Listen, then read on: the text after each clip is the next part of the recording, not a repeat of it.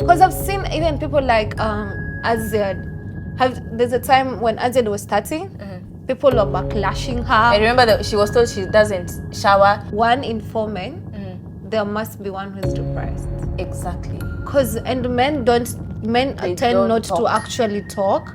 And I feel it's because they get stigmatized for that. Tell you don't like Kenyan community. I actually don't like Kenyan community because one, I don't like, not that I don't like Kenyan community, sorry, let me rephrase my words. I like the Kenyan community. But you don't like what people do. I don't like how people behave. Yeah. Because we wanna group ourselves as the bougie ones, as the our sunny vienyeji. So and I'm also the type of person you fit in everywhere. who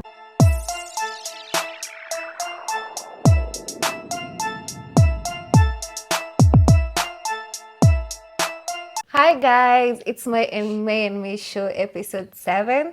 I'm here with my co-host. Her name is Nice to meet you. and I am Claire. Today's episode is gonna be amazing. It's gonna be we'll be discussing, or rather be talking about the things that have been happening around the Australian community. Not only the Australian community, but also all in general, the whole world, Kenya, everywhere, like whatever has been happening. It's mainly our main focus to be on mental health, and yeah. So welcome, and please don't forget to subscribe, hit the notification button, yeah. Like, share, comment. Like, share, and comment, yeah. So Rectify. Criticize. And to criticize. Yeah. We're not trying to criticize. See, criticize doesn't mean that in a negative way. Yeah. Really? Criticizing doesn't mean like critic. Ama mimi ndo Criticize. Criticize is a negative thing. I don't think so. Because when tukisoma literature, there is critic in books. So whenever you're given to say a certain book, you're told to like find a critic something. Like you're supposed to point out the mistakes and then you suggest how they will have been like done. Exactly. That's like criticizing. See, yeah, you're looking for a mistake. Yeah, exactly. If they won't point out those mistakes, we are going to be doing them. Like we are going to be repeating them. So it's a good thing. Criticize it. Without criticism, you don't. Not in a bad way. Me. For example, I can come and tell you, yeah, by the way, I don't like the way this Nini is Nona. That doesn't mean that I don't like you. You see. So maybe you're no, like, don't take negativity. Me? It's not negativity really, but whenever like, okay, for us it's a show, you see. There's some things you might think they are perfect, but there's a professional person somewhere mwenye ako so good in this. Whenever they tell you, it's the way Kelly tells us, don't do this, do this, it's the same. Yeah, but also I feel like it's the way somebody's gonna approach something. Put it out. Yeah, exactly. You cannot just become and be saying, Atamnabo, yeah. I think it also depends on how you're gonna depends. Depends. Exactly. So yeah, I think we're gonna dig into our topic, mental health. So what's the first thing that comes in your mind when you hear the word mental health? Mental health. It's the well-being of like it's mostly like psychological. Yeah, but it might affect your physical, nature, environmental, but mostly it's like what you have in you, what you think. I think it affects how you think, how you reason, how you look at things most of the time. So yeah, I think mental is just psychological mostly. Like 80% is psychological. I'm not sure though. Oh yeah, but that is how I think, because I'm not a professional, so don't expect me to be like don't cancel us for not saying facts. We'll try whatever that we're going I have done a bit of my research before I say anything, because this one is a very critical topic to actually talk about. Yeah, just can't come and just blabber everything that it comes in your mind. Anyway, what do you think?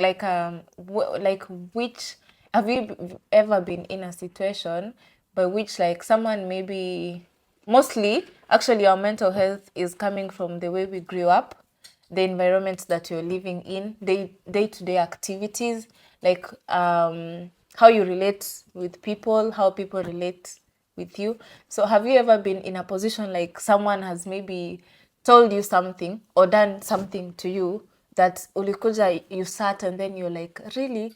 Like it affected you in a very bad way, like negatively, not positively, negatively, to an extent that it affected the way maybe you view things, the way you do things, yeah. Okay, I think yeah, this happened. I think this year around April. Like, okay, when did I know my boyfriend? I think around May. May, yeah, in May. So I went ahead and posted something on my socials. I was like, I'm giving you an open space. Tell me anything you can tell me. Don't do And that on social media. and then it was sent anonymously. So I was looking on areas like maybe I can rectify my content creation, like if I had one. So I said anonymously, be honest, just point out all the mistakes. I actually, trust me, it actually affected me to the point whereby my phone was taken away from me. But you know, Because people went so mean and so hard on me. oh, jeez. Actually felt so bad. Someone came and was like, you should stop using a fake accent. Yeah, I was told I'm using a fake accent. Hey, But funny enough is that person didn't know I knew. I knew it was her because it's a we her. pay. Whenever you see someone posting NGL, just don't comment nonsense because we pay and see. No, actually didn't pay because now the advantage was the NGL, the way I'd put it, only specific people would see it. Oh. So, and she was, I think, the third person who viewed it. And she but didn't she know. didn't know that she was going to be like the third person to actually yeah. view it. So she commented and was like, bitch, I know you.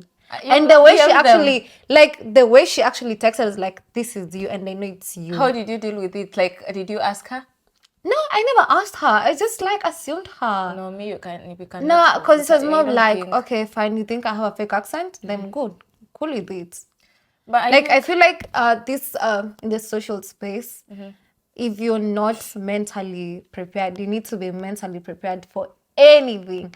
Like, for me, no, I'm going to deal with a lot of, like, I don't take Negativities, negativity yeah. so well. It gets into me. But, because I've seen even people like Azed, there's a time when Azed was starting, people were backlashing her. I remember that she was told she doesn't shower until I she has know. to do what over here, like. People are like backlashing her. And imagine, and even not only her, like you find most celebrities, like most influencers, it's gonna get to a point and everybody's just like bashing you for no reason. Someone wakes And up it's and somebody, it's basically people projecting the insecurities onto you. Yeah. Somebody sits down and like, oh, you're fat, oh, you're this. It's basically people from a point of actually like The you know, insecurities. projecting the insecurities onto you. So I think that's the one time I felt, oh my God. Like, why would someone that say that actually felt so bad? I was like, oh, But even shit. if you're faking it, are you not like bringing it out the way it's supposed to be brought? Or you know, sometimes someone might be telling you something because simply they're jealous. They can't do the same as you. Me, I tend to think that if someone is coming to me in a negative way, it's either you're trying to do what I'm doing and you're incapable of doing it, or like you're just viewing my success from a point of being envious. Envious. Yeah. Because mbona unanichukia, and most of the people who hate you, actually, you've done nothing to them. Exactly. Nothing And to them. one other thing, because I actually went deep to actually go through my videos and actually see, wait, what Is it people in a fake accent? Yeah. And then there's a girl who was saying that, do you know your voice changes Whenever or you're your recording. accent changes? No, like in different spaces. Exactly. When you are talking to a white person, it changes automatically. Like even the way I talk on social media is not the same way I'll talk to you. Exactly so. I think like this is not how I normally talk. There's a way I talk when Yeah. I'm now out, like now when I'm with my friends. I'm soft. I don't want to say soft spoken, but I don't talk loudly when I'm with my friends. And when I'm here, I feel like I scream and I'm like, shit, was it almost speaking on that thing? That doesn't say me. I'm like, oh my Me, I'm God. I just naturally almost said to loud, guys. myself, I am loud. I'm loud. I don't even know how to whisper. I don't know how to whisper. yeah, so back to the topic. I feel like we're actually diverting from the topic. No. We're not diverting. Actually, I was reading a book. Yeah. And it's just some book. My friend, she's called Sharon. She referred me to, like, I saw her reading the book, and then I was like, Aibu, let me try and read this book. So I ordered it from Amazon, and I was reading. It's getting over your childhood trauma. You know, I was opening every page and I'm relating. I'm like, every single page. It's actually crazy. Yeah, everything that we do in our daily lives. You see, there are some things that I tend to think that sometimes our relationship with our mothers are actually toxic. You know what? Mama kona kuchapa, and then that is love. That is when you come, like, you're growing up, knowing that it's so okay doing something bad to someone, but you love them. You see, in this toxic, like, whenever you're toxic with friendship, relationship, like, mamako alikuwa anakuchuna. Me remember there's a time my mom alinitandika na heel, and then after like 15 minutes, she's like, mama kuja, nipake mafuta kwa mgongo. I'm like, what? Nimechapwa. Ile design. Unanichapa alafu bado unataka. No. Ukimbaka unabaka. Makamasi wewe. Yeah. Unajua nakupenda ndio maana nakuchapa. So actually I think the way we were raised is like 90% impacting our daily, like, mental health issues, because as I said, like, the way your mom alikuwa nakutandika, okay, it's love, it's correction whatsoever, but again, it's not like when ulikuwa unatandikwa ukiambiwa hivi hauwezi sikia. It's a mental something yenye umewekewa kwa kichwa that you have to be beaten, you have to be punished. Hata in school, a teacher is loving you, it's not loving you, caning you, and then after that anakwambia say thank you.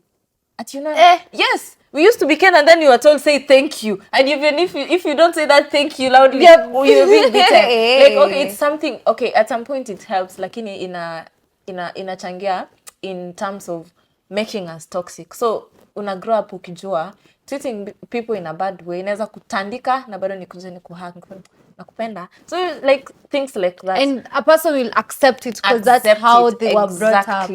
And another thing I saw in the book is whenever our parents were growing up, and then tuseme umeanguka, you see when you fall, and then wanasema ati usimwangalie ataanza kulia. Ataanza kulia. I actually do that. Yeah, usimwangalie ataanza kulia. That is bad. You're supposed to show this kid umeanguka na umeumia, we are sorry, you actually to embrace it, to know that whenever you hurt, you're not supposed to be like, when you wanome. Nah, but then some kids, no, you're gonna fall down. Assess if everyone is looking at because they have a coping mechanism. They have, like, they start crying. Yeah, they have known that it's okay to express your feelings. The other day, my mom was traveling with my dad, and then unaona ile design unaambiwa kimbia uvae viatu ukuje tuende. So that is how we grew up in Africa, basically. If you're white and you're watching this, that is how we grew up. You're told, go and wear your shoes, we are waiting for you. You go, you wear your shoes. By the time you're coming, people have already gone. So my mom went and my dad, they went, I think, to Nairobi or something. So my brother, I video called my brother, my young brother, he's 5 years. You know what he told me? He didn't know by then that mom have left. So he told my sister, mwambie, because that is not good. Akijua itakuwa hapo, mwambie tu ajuange sasa mapema. Ikifika usiku ataanza kusema mami kwa nini akuji, you know. So when I told my brother Daddy and mom went to Nairobi, and then do you know what he told me? Hata sijalia, mimi ni mwanaume. Wanaume hawaliangi. Wanaume wanafaa kulia, like, oh yeah, you see the way, like, the kid amegrow akijua men are not supposed to cry. This is another day ananiambia mimi sijakula lunch, mwanaume akulangi lunch, you know, like, okay, it's something that unafunza mwanaume to be strong, it's okay, but at the same time, you know, I told my brother, baba we lia juu, ni vizuri kusikia vibaya kama mami ameenda amekuacha, but no, they don't, like, we grow up knowing, like, men, the way they don't talk. And I think that's why I was reading today and I saw that 1 in 4 men, there must be one who is depressed. Exactly. Men tend not to actually talk.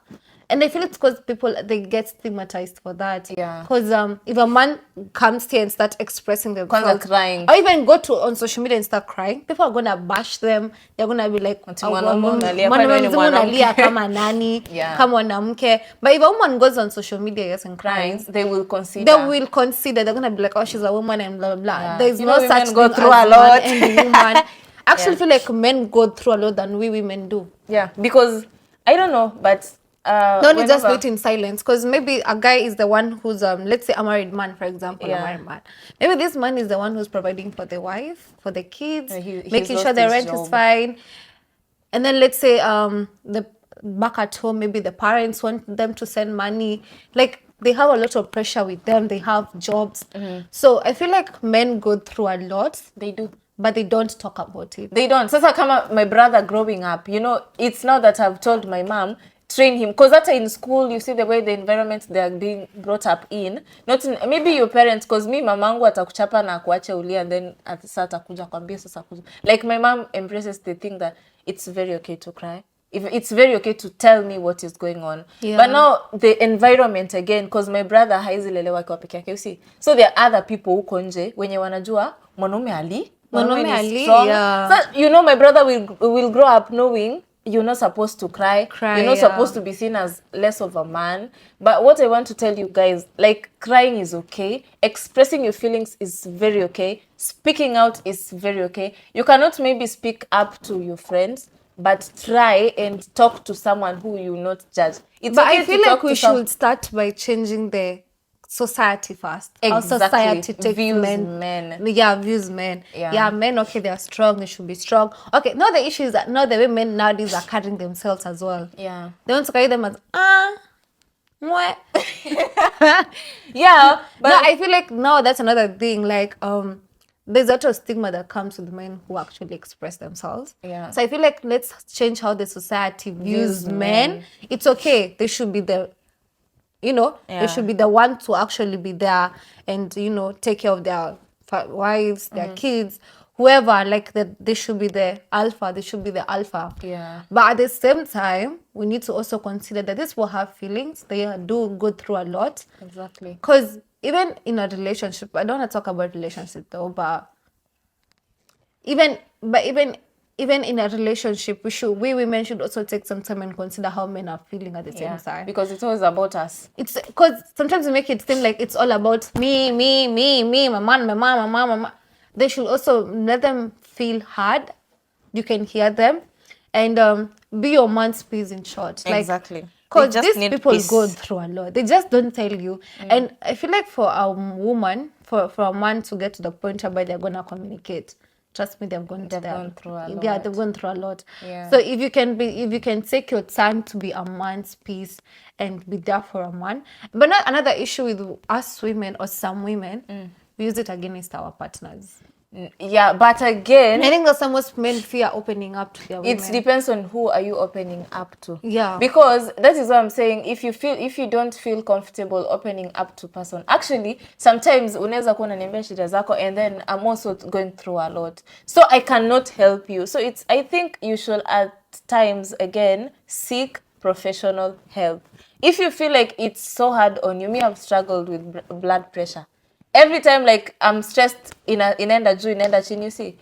Hata saizi nimetoka like I've been in hospital right now, but again ile design yenye I came to understand that it's okay to go through emotions, it's okay to feel how you feel, but seek professional help. Unaweza kuwa unaambia rafiki yako and then your friend is going through a lot, they might not be of help. Ama kitu tu siku hizi tunafanya nasema like guy walai, because sasa hata nikikuadvise maybe hata utaona at some point hata maybe hutachukua, or I cannot be able to advise you professionally. So therapy is free. Kwanza huko Australia, even if you're paying $200 for an hour, just pay it. Kuna places za kuvunja glasses. Anyone who is free next weekend, we are going. Even the good thing I love about my school, I was not paid to. I won't mention my school because I wasn't paid to advertise. Anyway, one thing I love about my school, we always have free counseling sessions. Oh wow! Every school actually has. Even the jobs, even our workplaces. Yeah, like so if you're in Australia and you feel like you're going through it, it's okay to go through it in Australia, by the way, because I feel like going through it in Australia, it's very normal. It's okay. We have normalized it. We've normalized it. Yeah. We have normalized it. It's not normal. We have normalized it. We have normalized it. But I also feel like it's up to us as the Kenyan society to come together, look out for each other. Because at the end of the day, This is not our homeland. Do you know where problems begin in Australia? Back at home. Not even back at home. You pick someone's daughter from the airport, you come go through hell. Make them go through hell. What did I say? Whatever I said. You pick someone's daughter from the airport. Wacha mtu anyeshewe kama you're not mentally able to sustain them. Don't go pick people's kids, ukuje unawatesa, and then you expect that person to be mentally stable. Most of the people who are coming here are young. Me, I came here when I was 20 years old. You see? But whatever I went through, mi nilipitia shida mpaka I was like, what is this, like the because I used to see people post, alafu unajua tukitoka home, we are not told what we are going to. But like, I highly advise. Sorry to say so, but I feel like una majuya Australia na majuya UK na majuya US. It's different, but now the struggles are the same. It depends on who the first person who receives you here. Mtu mwenye atakureceive hapa, save. It's like at shape most of your life here, because if you're received by the right person, guided properly, like made comfortable to speak, to communicate, to ask for help, you will not go through it all. But ukipatwa na mtu mwenye anakunyima hadi chakula, you know, people wananyimana watu chakula huku nje. You're kidding. You're kidding. Me, I don't want to say more, but just know, mimi.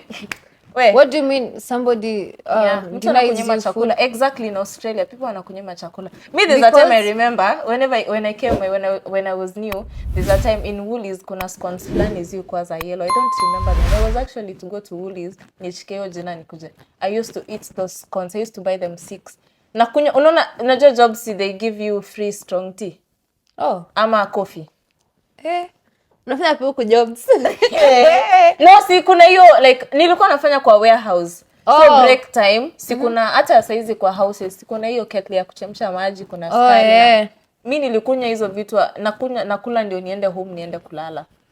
Cause somebody amekunywa food. Not, I don't want to say it, but just know mimi nilipitia. And it's because of a misunderstanding. People who you're living with, okay, I was living with someone older than me, but now mtu tulikuwa tunakaa naye, like the young one ndiye alikuwa analeta mavurugo. So, and then this person, the older one, didn't come and ask whatever that is going on. Alafu unajua mimi nimereziwa I wasn't brought up in a friendly environment. Yeah. So me, I don't know how to come actually I don't know how to. Unaona toki nipata red-handed. I cannot be able to explain myself and tell you, Claire, that is unaonanga. Nikikosananga na mtu ishe tu, stakangi tuanze kukaa chini kusolve staki, because that is okay, that is a sign of trauma, I know, because I read it in that book. We avoid conflicts at all costs, but I could not come and tell them this is what is happening and this and this and this. I've never told them that this is what has happened, so I had to look for other ways to survive, you see. Wow. Yeah. So, like, whenever you're picking someone from the airport, just if you're not in a mental space that you're ready to take care of this person until a stable, don't pick someone's daughter or son. Ukuje umfukuze usiku, man. Don't project your issues, because I understand it's okay. It's Australia. Yeah. It's fine. But don't project your insecurities or your issues to someone who has come. Yeah, if you know you're not able, if you know you're to actually hold someone, it's fine. Airport mpaka apate the right person. Okay, it's so true. But it's so true, babe.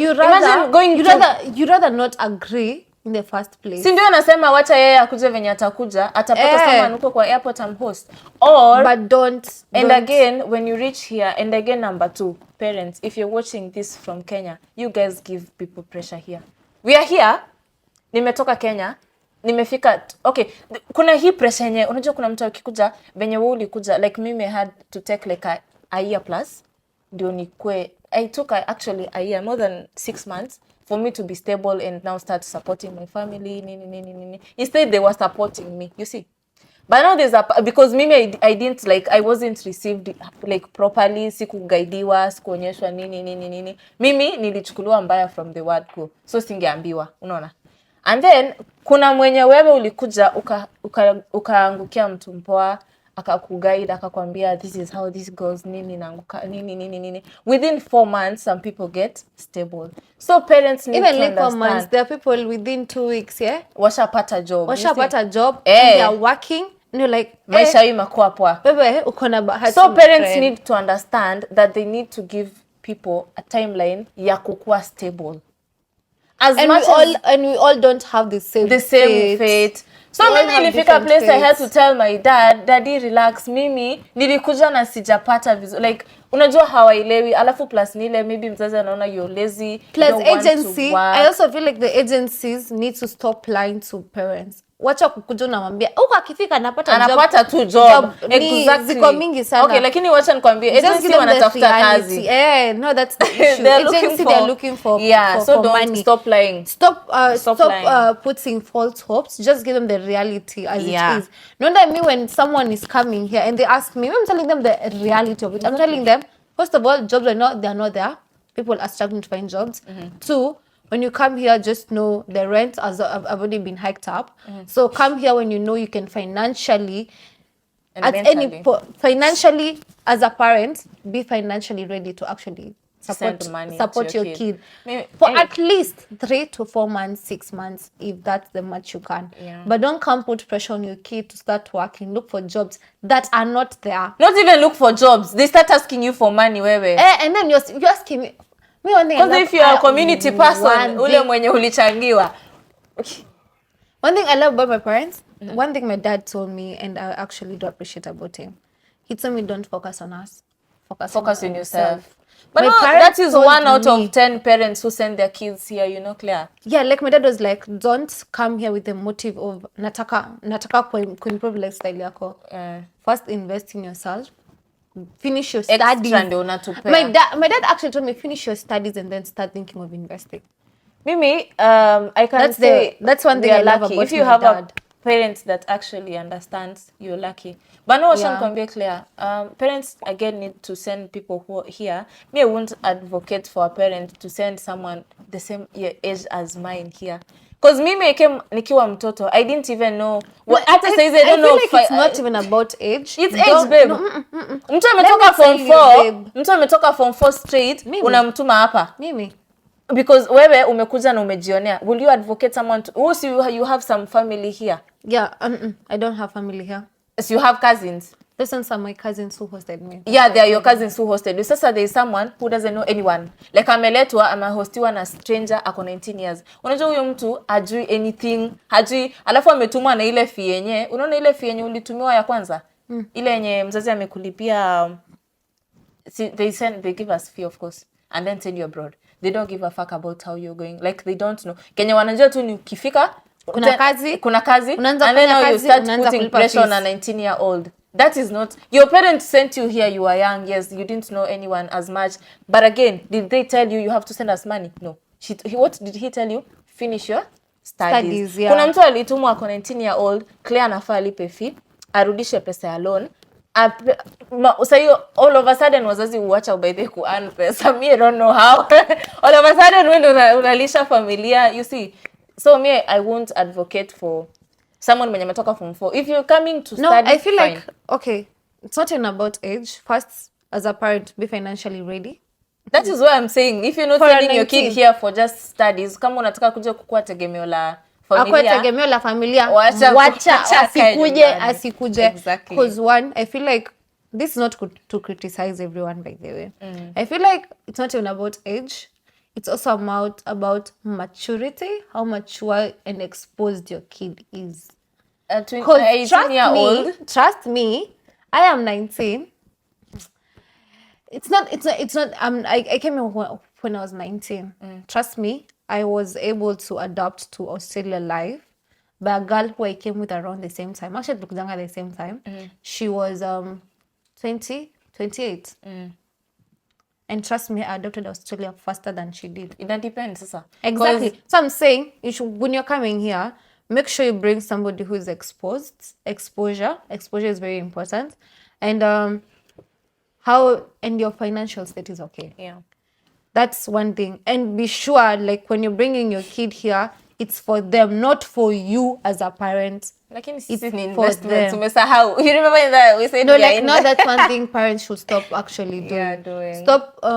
It's okay. It's fine. You wanna maybe invest in your kids' education. It's fine, but for your kid, not for yourself. Yeah. That's one thing parents should know. Kasirikeni, but that's what it is. Like, it's for your own For your kids. kid, not for you. Not for you. It's like, okay, it's for you uko mbele, because mimi, okay, kama saizi, I won't Obviously, yeah, want my for mom you. to sleep hungry. Exactly. It's very okay. But again, I don't expect my mom to give me pressure, because now, like, okay, like, don't, no, that is why we talked about black tax. Black tax is finishing our country kabisa. Yeah. You send your kid here, it's okay. It's a way of kuomosha familia, but give them time. Yeah, give them time. Ask them, check up on them. Parents don't even ask you how you are doing. Sasa, unajua mko yako alimeza jembe. You're like, you don't even want to know how I am actually doing. Sasa, unajua hii face iko hapa, sijui mwizi, yani you don't even care. Like, unajua at some point mimi nilifika sister yangu pia alikuwa hivyo. Salamu jamani. Hata ask me umekuwa aje? How is life in Australia? How you They feeling? don't ask you. They are like, sasa unajua stima ilikatwa, like all of a sudden you arrive in Australia, wazazi wanateseka, familia inateseka, shosho wako amegonjeka, sijui nini, so hiyo hamna sufuria, unga iliisha. It's okay, it's unga. Yeah, yes. Yeah.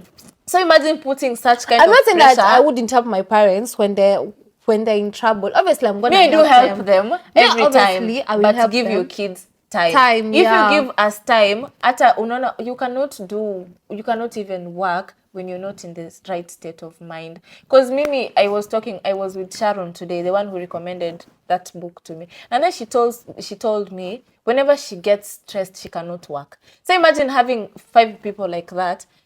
Ukiwa na stress, you can. Okay, there are some people who, if you're stressed, you overeat, you oversleep. Me, I think when I stress, one thing, I stop thinking.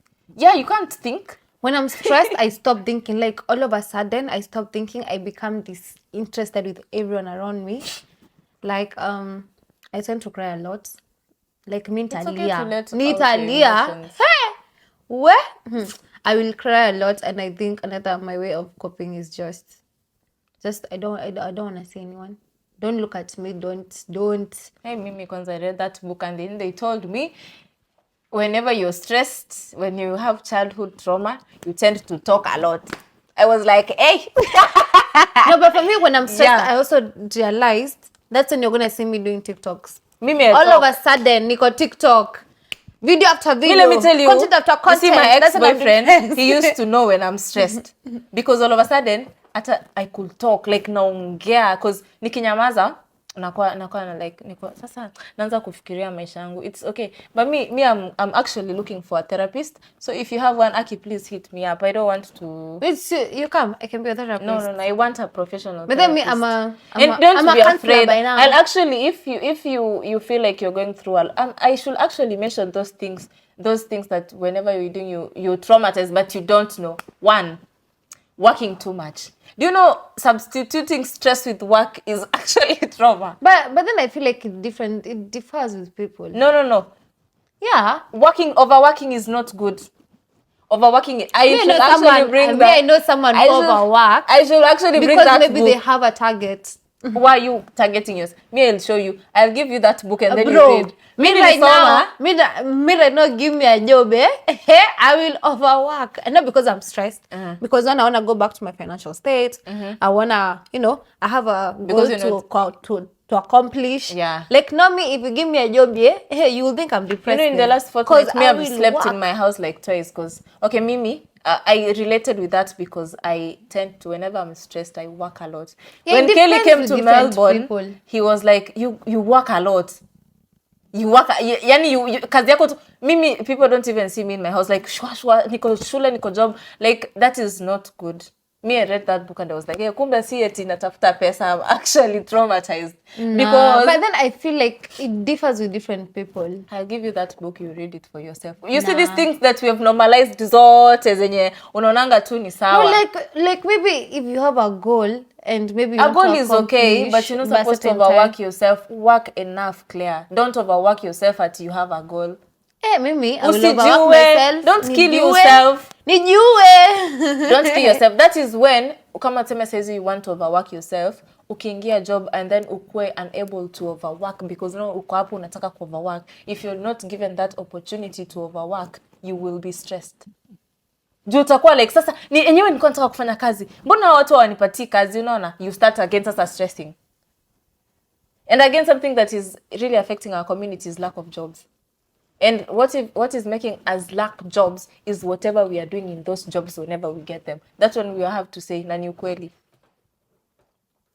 Whatever tunajuana, acha niongee kwa Kiswahili au watu wengine wasisikie. Sisi watu wetu tunapewa kazi, lakini hivi tunaweza kufanya huko kwa hiyo kazi inafanya mpaka tunanyimwa kazi. And ama unaharibia mtu kazi tu. Yeah. Unaharibia tu mtu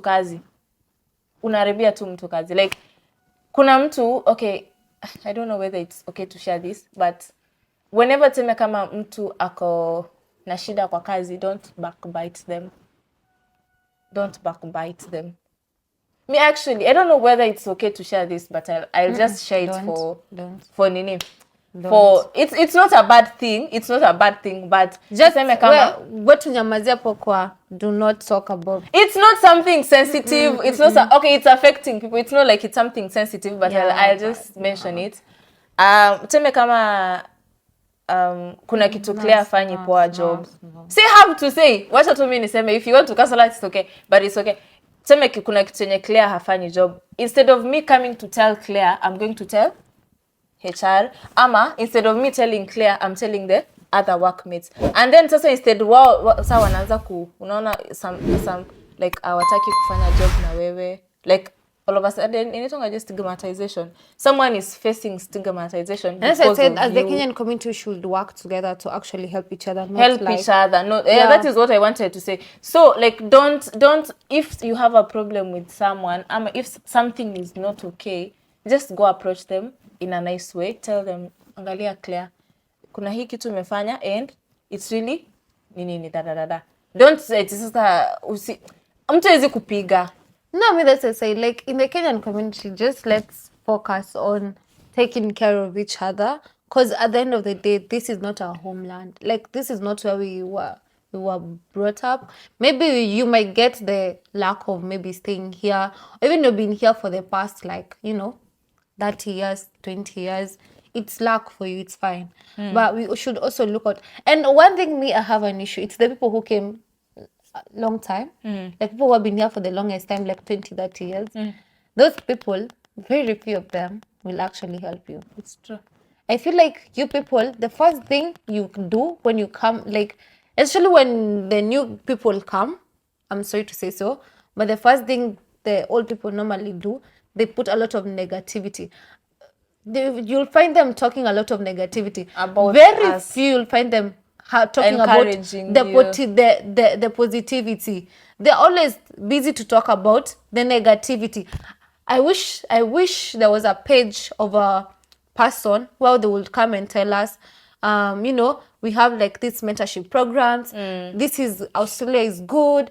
This is you can actually come and eat from my house if you feel like. Yeah, but those people who are actually from the walikuja kitambo 20 30 years hujateseka bado ati kwanza they ask you hujateseka bado hata nikuulize uko na ni hivi ulikuja lini wewe ni mgeni umekuja juzi na ujaona mambo really. And then there's this thing again, they advise you to stay away from Kenyan communities. That's why you don't like Kenyan communities. I actually don't like Kenyan community because one, not that I don't like Kenyan communities. So let me rephrase my words. I like the Kenyan community, but you don't like what people do. I don't like how people behave. Yeah, because we wanna group ourselves as the bougie ones, as the our sunny vienyeji. So I'm also the type of person you fit in everywhere. Who I don't fit everywhere. Me, I fit everywhere. I You love want being us by to myself. to wear tetema No, we like are me wearing, but personally, I am tunaenda. like I said, I am an introvert. So, and that's why I'm like you'll find me most of the time. Either I'm in the house, or at work, or in school. That's it. Ukiniona niko nje, jua ni mtu tulipanga na yeye like 2 weeks ago, ama ni mtu tu ameniambia, and maybe you are such a close friend and you're like, Claire, come. That's when I'll come. Or even when I'm like my few friends, but ati unipate ati sherehe, ati kuko na, by the way, me represent any Kenyan event, and some not something to be a president general among the nation, hapana. And no, it's just that that's me, like I want to just be myself. Mnione tu kwa social media, mnione tu nikidance TikTok, nikikuja na postia fashion content nikijisikia. But now, like, you know, that's when I do it. But why? Like, why is it like? Is it? Did you get like? Were you? Is it that's how a I was brought negative up. thing? Because okay, Claire, have a look at it this way. You hear hata okay, kitu kikufanyikia mbaya ni sisi tutakusaidia, you see. Yeah, But I'm now, saying that like that, yeah, that is why I'm asking, is it because of hizi vitu like kama sasa venye tumesema saizi, whenever you get a Kenyan that stay has some, not all, some Kenyans that when wamekaa hapa wanakuambia usikae na Wakenya. By the way, they tell us that usijaribu, ukitaka maisha yako iende vizuri Australia, wachana na Wakenya.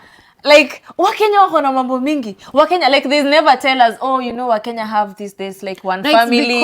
It's because one thing, when Kenyans come here, we want to group ourselves. Oh, yeah. The bougie ones, the wenyeji ones, the wenye tumetulia, the classy ones, the who's and the who's. That's how we want to group ourselves. Maybe that's why. Actually, one of the many reasons as to why we, you know, like there's that division among Kenyans.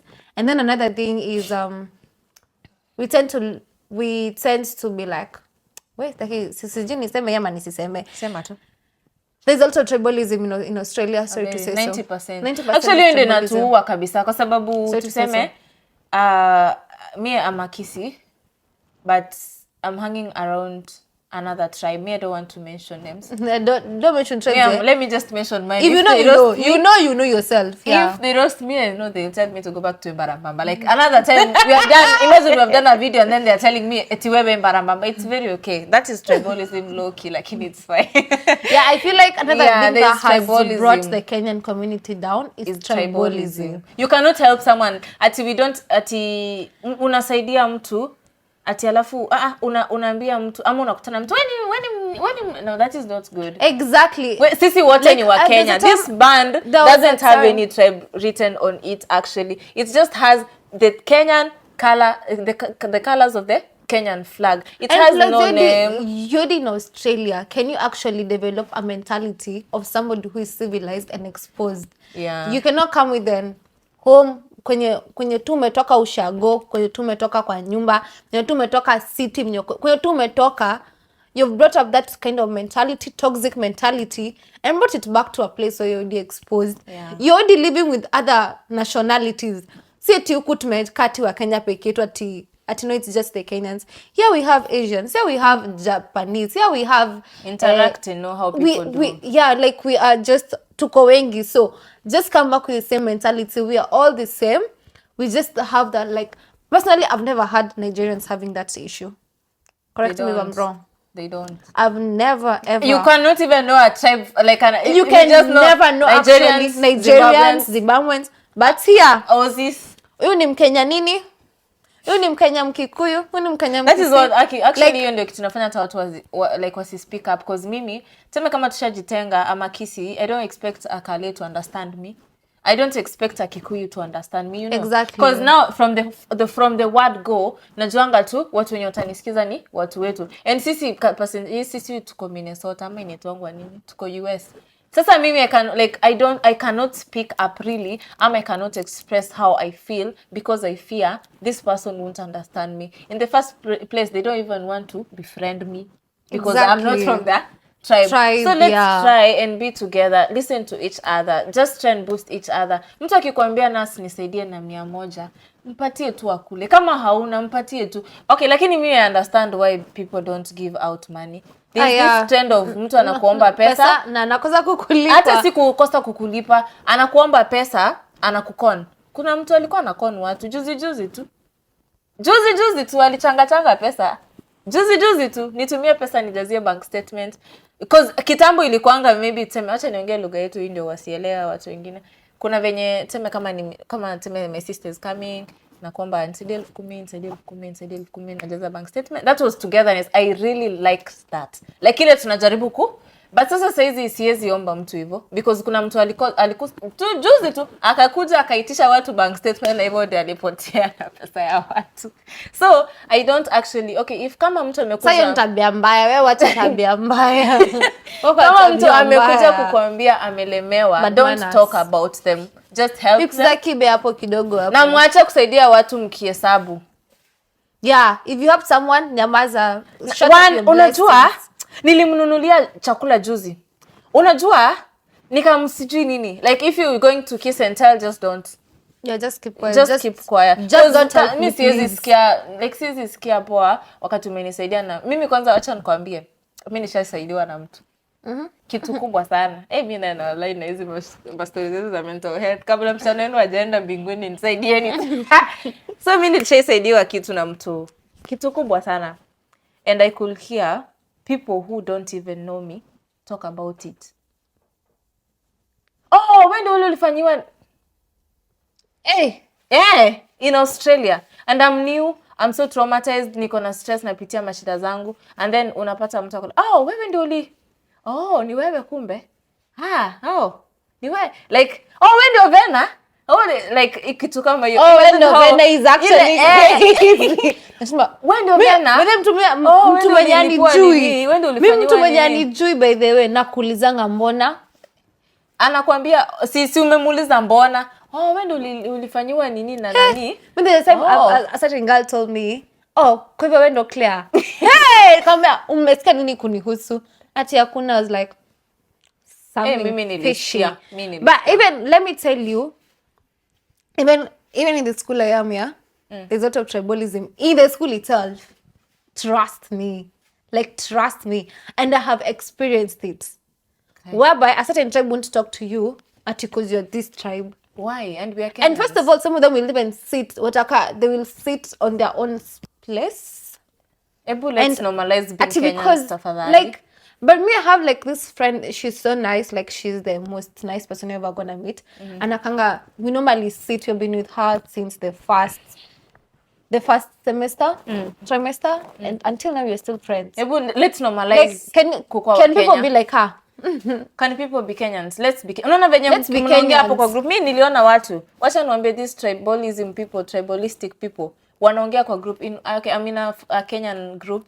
I'm in several Kenyan groups. Of course, I used to run a business. I do still. So I had to post there because that is where nilipata nguvu ya kutembea because I had no nguvu. So I had to survive on some business.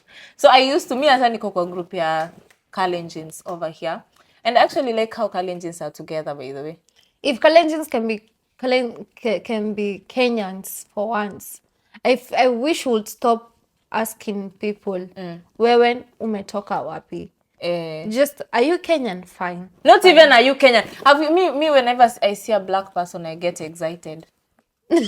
Actually, I don't know. Kama, like nafurahi. Kwanza nione like mtu mweusi anaendesha gari poa. I usually wave like I'm like I wish I could even. But if you're selling a Kenyan flag, just flag. Me want to stick one on my car so they can know that kaka is for some Kenyan stories. So like I feel like let's stay as Kenyans. Let's not staying as huyu ni Mkale, huyu ni Mkikuyu, huyu ni Mkisi. Let's stop saying. Let's stop saying. Let's stop staying in tribes. Let's stay as one nation. As a nation. Yeah. Because we're all from one country. We're all representing one country. I don't believe when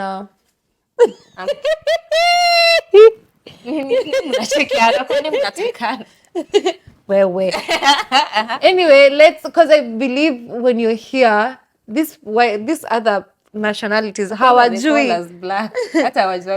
hawajuangi kama we ni Mkale ama we ni Mkikuyu ama we ni Mkisizi. So, they know you as a black person, either Kenyan or Nigerian or or whatever. So let's stay as one country, like let's stay as one.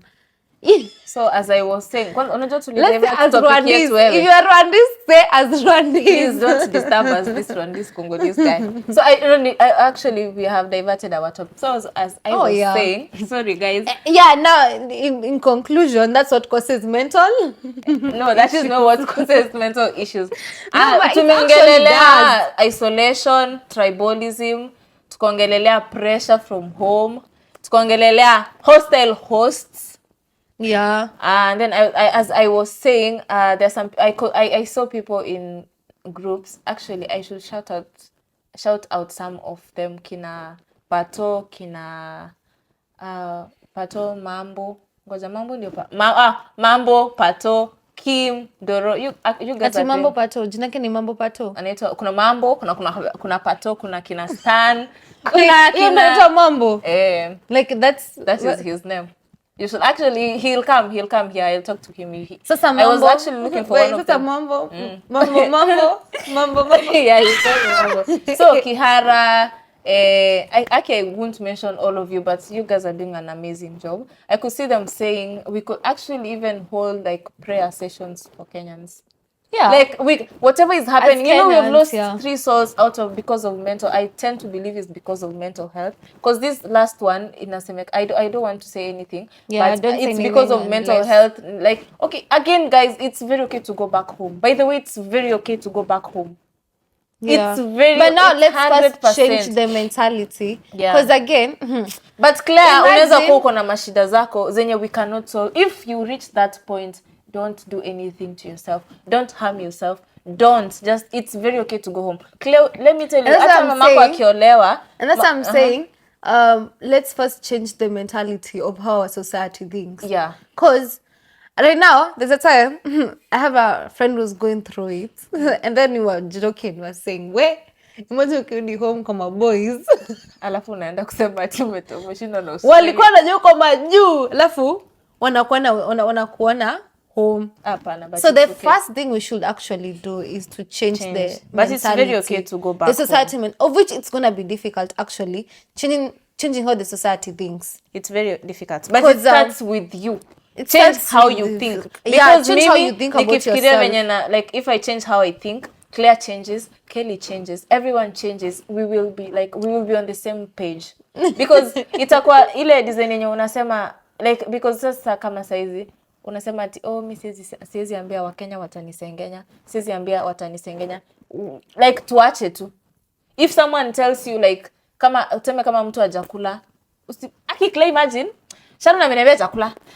Like don't do that. Hajakula by the way. Na ringa huko social media. Mimi nimekumbuka kitu. Utamwona restaurant after restaurant hata kumbe ananga pesa na kwanza nilikuwa nasema it's very okay to go back home because hata ukiangalia wakati my mom alikuwa sometime back when my mom used to have issues with my dad and then my grandma used to tell her it's very okay mtoto wangu mimi nitakukaribisha nyumbani. Really too. So it's very okay. Kenya is your motherland. It will always embrace you. It will always welcome you back. Mama yako haizi kukata. Ukimwambia mami maisha ya Australia imenishinda, mama yako trust me you. Even if alikuwa amesema just go home. Yeah, but now it depends. Kuna mzazi utamwambia hivyo na outside. So it starts from parents again. Yeah, it starts from parents okay, again. As parents who are watching, just embrace. Kama mtoto amekwambia mom, just okay, kwanza be friends with your kids. Make them comfortable to tell you anything. Because if I'm comfortable telling you, mom, this and this and this and this, that should not be a problem. We discuss and come to a conclusion. No. So first of all, parents, be friends with your kids. Tell them it's very okay to express themselves. Tell them normalize listening, befriending, giving solutions, trying to help your kids. Usiachilie mtoto wako huko nje because amefika 20 years na ni mwana. And I feel like another thing in the Kenyan society, they don't take mental health seriously. Sisi we don't. we think it's kama normal. mtu huko ndo nilikuja kusikia disability mimi kwetu sikuwa nasikia hizo vitu nyumbani like, nani ako disabled wanasema like, alirogwa ati sijui amefanya nini alirogwa nini alirogwa like what's like there's this story of this lady on the internet who the kid committed suicide because the mom was projecting her insecurity towards her. We talked about this on a certain episode, I think episode 4, I can't remember really, but there was this, it was I don't want to say it was it, but the friend was saying how the mom used to mistreat her. She was never okay. The mom would project her insecurities, would beat her up, would call her names. And this girl went through it. Yeah. So again, it also goes back to the parents. And I also think our parents is also not the fault. It's how they were raised by their grandparents. So heal. So I think we should be the ones to heal, so that when we're raising our kids they can also heal. We don't project whatever we went through. Just heal. Whatever you're going through. By the way, and again, one thing, guys, go to church. Yeah. There is a lot of peace. Me, I tell you, I might be going through hell, but whenever I step my feet in the house of the Lord. Hallelujah. It doesn't matter which church. Si ati juu wewe umereziwa in SCU, inaitwa SCU, not SCU, SCK, hizo kanisa, just go to Anglican, recognized churches. Yeah. Kuna cult huku pia. So usifeel ati whenever mimi ni MSDA ati sizi enda hizi kanisa zingine. Mungu ni Mungu. If you like, just go. just go because most of the time unaingia tu kanisa yenye haujui, kumbe mnaingishwa nini na umjui. Oh, by the way, but it's happening in Melbourne Central. Yeah, there is. So, and unaona any kanisa, just go to this. Hizi kanisa tumelelewa nazo. Hiyo SCK, AIC, Catholic, ziko, their churches. Kuna inaitwa Uwezo, kuna KC Central, kuna ziko, there are so many churches. Yeah. Go to church. By the way, go to Kelly, what is the name of your church? Planet Shakers. Yeah, Planet Shakers. Those are 3 good examples. Now wako examples. Now wako flexible. Kwanza Kelly mimi nasikianga na church 6 p.m. But trust me, like Planet Shakers, if you feel like you're depressed, see music and zingine is nzuri. But then I've never been to any other church. But Planet Shakers, oh my God, their praise and worship. Actually, kama ruki utaruka Planet Shakers. Imagine hata si kuruka, mimi kanisa yetu iko na certain, ukiingia unapewa certain note. If you really want some, maybe to talk to the pastor, tell them what you're going through, if you want prayers. Every church actually has that. Every church. In Australia, we're so privileged in a way that every organization has mental health because it's prioritized hapa. Hata even in your job, go ask job, wako na hiyo place ya mental health something. They actually give that. So you guys just go to church. But we feel like tu wanakuambianga ati kwa time niliuliza ati do you have any mental issues that would affect you from doing this job? I mean, I didn't read that question nicely, nikasema yes. See you. Sasa mimi nikaenda ku apply job, mmadhi akaniambia so we're going to give you counseling sessions. Nashanga inatokea actually willing to help you. Yeah, like they're willing to help you. So I'm like, where has this come from? And she's like, oh, you answered a question saying that you have some mental issues that would affect you. I was like, oh, sorry, I read that wrong. So guys, I don't have mental issues. Go to church, speak, read books.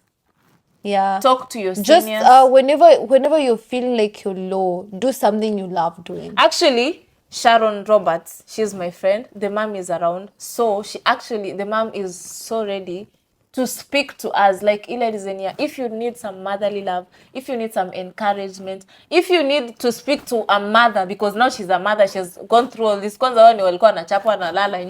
You see, she knows, like, she understands better. Since we are young, of course, we have not gone through it all, of course. But now, if you really want to speak to a mom and you feel like it's honest, reach Sharon Roberts. That is her Instagram. Text her, DM her, and then tell her blah blah blah. She'll organize you. Go see the mom.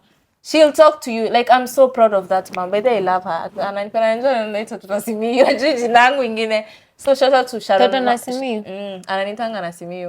Shout out to that lady. She's trying to help. So alafu wakati unasaidiwa, I know another way of coping your trauma and dealing with it, not dealing with it, another sign of trauma is running away and trying to isolate yourself. It's very okay. Mi kwanza nikiwanga na stress, mi hata sitakangi kuona mtu. That's me. Sitakangi Like I kuona don't want to mtu. see anyone.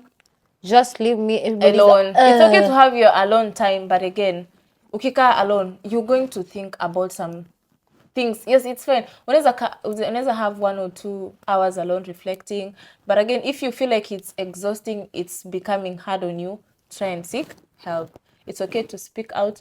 Please don't judge people.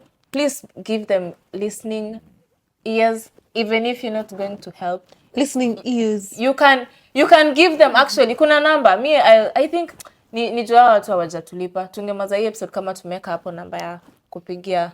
But tunaweza actually we will try our director. Hakuna mtu za free wewe. Si free, hiyo ni government organization ya just Google mental health. We will just and tutajaribu tuone venye Google Australian free mental health. Apana, we will services. just shout out because this is an episode dedicated. Sasa We have lost souls because of mental health. Wacha tu tuwasaidie hiyo. Because hakuna venye zero. Google free mental Director ataweka just one number. Watafute watulipe. Ataweka. Pesa. Haizi kulipa juni. See, they give free counseling, they won't pay you. Sasa niyo Google atafute hiyo Google. No, there's someone who will watch this. Wachana na Claire kona roho chafu. Guy. I was joking. So we will ask our director to just put 1 or 2 numbers. Pesa jamani. Yeah.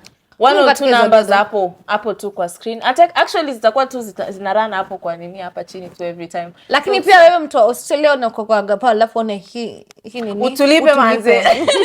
But we ask our director to just put 2 lines, one for mental health, another one for counseling, or another one for suicide, or if you have suicide. Actually Australia is very, and it's okay to nice. talk by the way. It's okay. It's imagine fine. Kama uwezi ongelesha Mkenya mwenzako as because we said tutaongeleleana.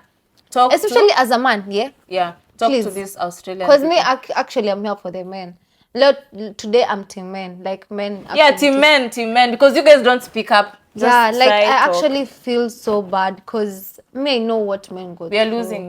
Because unaweza kuwa umekaa hivi umechill, una dedi juu ya nini, umeagongwa na stroke una dedi juu umekuki pile, so don't pile. Yeah, and I feel like there's Mr. Kusema Pavi, I want to give some few facts. I think I need to Google first. But okay, let me speculate. According to you? According to me. Yeah. I feel like the men die at an earlier age compared to women. Because of the stress thing. Yeah, stress is bad. Yeah. Stress ni kitu mbaya. I don't know how true that is. What? And again, if your friend goes missing at a school, usi like check up on your friends. You see these friends who laugh kila saa. Mi kama mimi nakwambia. Wacha tu uendelee. Me there is this guy who told me hana friends. Nikam shut off. Nikamwambia acha jokes. Nitafute. So no, but imagine there's this guy. I actually didn't. I don't know if the guy is joking or actually he was serious. If you are serious and don't have a friend, don't look for me. I will look friends for you. No. But yeah, you can. No. Yes. On a serious note though. No. But no, I'm actually not check up on your friends. Kama marafiki wanacheka. Mimi asubuhi nimekuwa nikicheka hapa na kina Sharon. Mchana blood pressure yangu sijui iko wapi. Do like talk. Au marafiki wenye they talk too much. They overshare. Leo kisimingia. They overshare, they talk a lot, they overshare, they laugh. They tend to be happy every time. Oh shit. Just try and check up on them. And guys, whenever mtu amekuonyesha some concern, kama uwezi openia up, just muulize nurse. Unaweza nisaidia tu na ile namba ya therapist. Usiogope manze, usiogope. And I think okay, maybe the people who cannot actually come to you and actually ask you for the number, maybe Google Ziko. We can be posting it on our page, on MynMe show, like thrice a week. Yeah, just to remind you. And they're there for you as well. Yeah, and all in all, we hope you guys learn to speak up. Speaking up is the main thing. So yeah, speak up, help your friends, listen to your friends, host someone, be friendly, be supportive, and let us be a nation. Actually, let us be a continent, not a tribe. Yeah? Yeah, let's be, yeah. All in all, let's be Kenya. All in all, Tena. Rest in peace to Faith, Faith, rada Ukisema sorry. Ni juu niko in my feelings. Ukenya imeingia. Ukenya imeingia. Tumesema tuache kwa Tuseme ukisi. So Wakenya wenzangu. Oh, sorry. Rest in peace to Faith, Rufus, and Ian. Is it Rufus or Rufus? Whatever, Miss Rufus and Rufus. So rest in peace, families. We are so sorry. We pray for you, and let's pray for each other, and let's support each other. God above all, and that's it. Anyway, we have come to the end of our show. Yeah, we've actually talked a lot. We have talked a lot, so welcome back again. Yeah. We're gonna do like some 2 to 3 episodes.